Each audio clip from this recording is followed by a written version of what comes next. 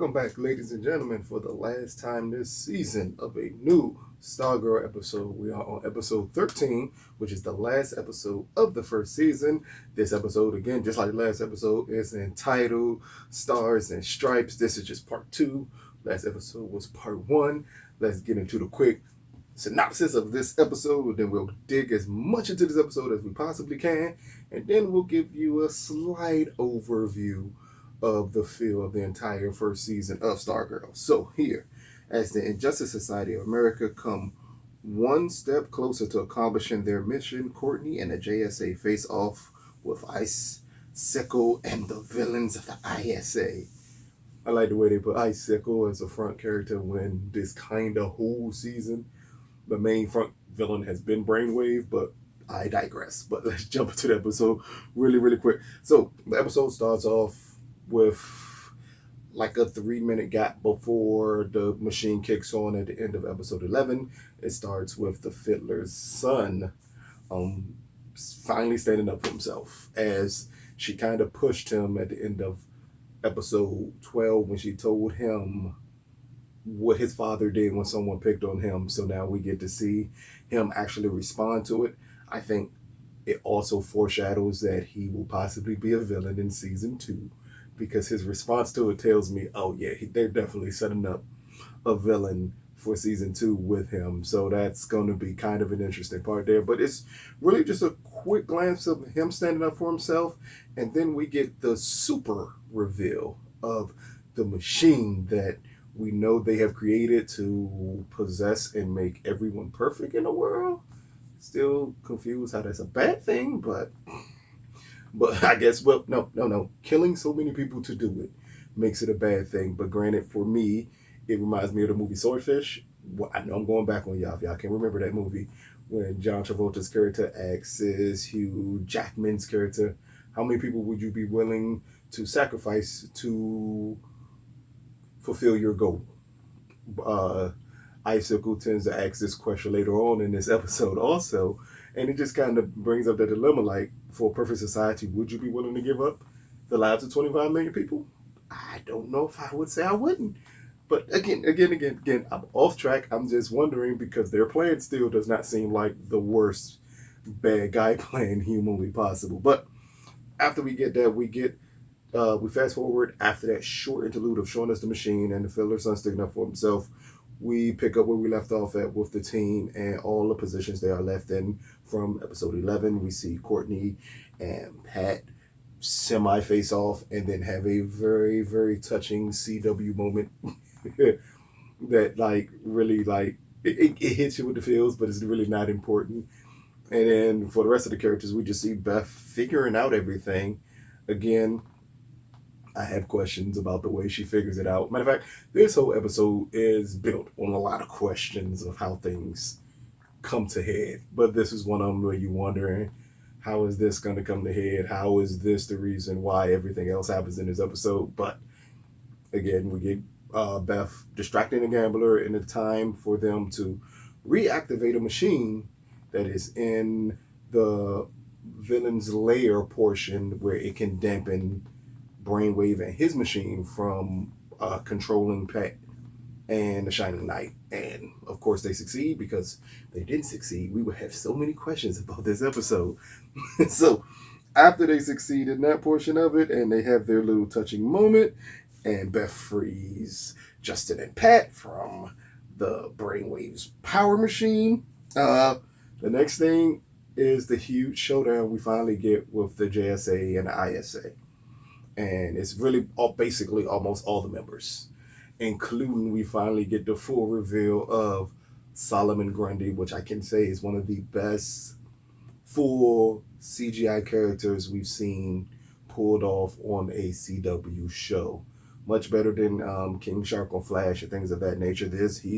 He was done pretty good here, and it really works. And I think it's the lighting and everything else, how they shoot these scenes with these huge fights, with the cinematic effect of it really works when you have a character like Solomon Grundy that's completely CGI. And they pull it off. And amazingly, everything I gave you is in the first 12 minutes of this episode.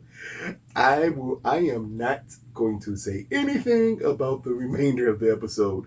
And the reason why is because there's too many big reveals and too many surprises that if I told you about it, or if I even attempted to hint towards it, it could spoil you a lot of things, not only for the remainder of this episode, it could spoil you a lot of things for possibly for the next season. So I would prefer you to see those and me not saying anything about it, because even in my notes, I think I stopped right there, and the JSA team members have to make some hard decisions in this episode and some surprising ones and things of that nature. But other than that, I can't tell you anything that happens in this episode. Just know, again, the huge fight between these two factions happens within the first 12 minutes of this episode. It kicks off in the first 12 minutes of this episode.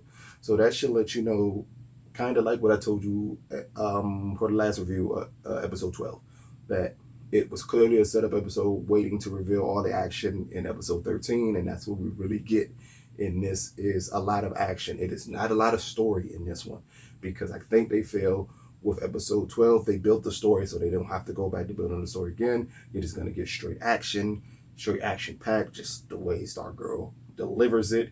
It is a really good episode. I love the way this episode ends. I love the teases they give you. I love everything about this finale. Is it the strongest episode of the season for them? No. Is it even the strongest finale that I've seen of a show? No. But it works well with what Stargirl has established, and I think you're gonna really, really like it. I just can't I can't talk about it until it's released and you get to see it. I will not talk about it because, again, I didn't want to spoil anything, so I gave you basically like an Endgame, an Avengers Endgame review before the movie came out, where I let you know what happens in the first 10 minutes or so, but I'm not telling you anything else. Please check it out. I think you all will like it a lot.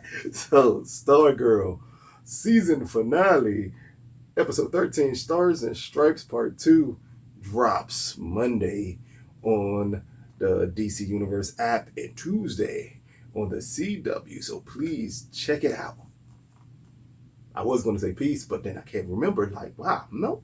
This is around the time I'm supposed to give my overview of the season.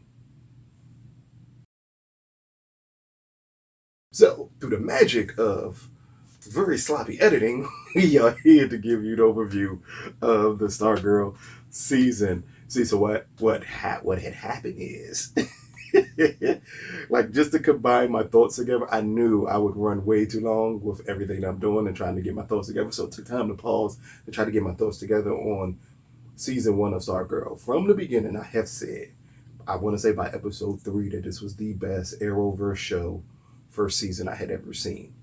By episode 8 or 9, it was close to being one of the top Arrowverse seasons ever for a show.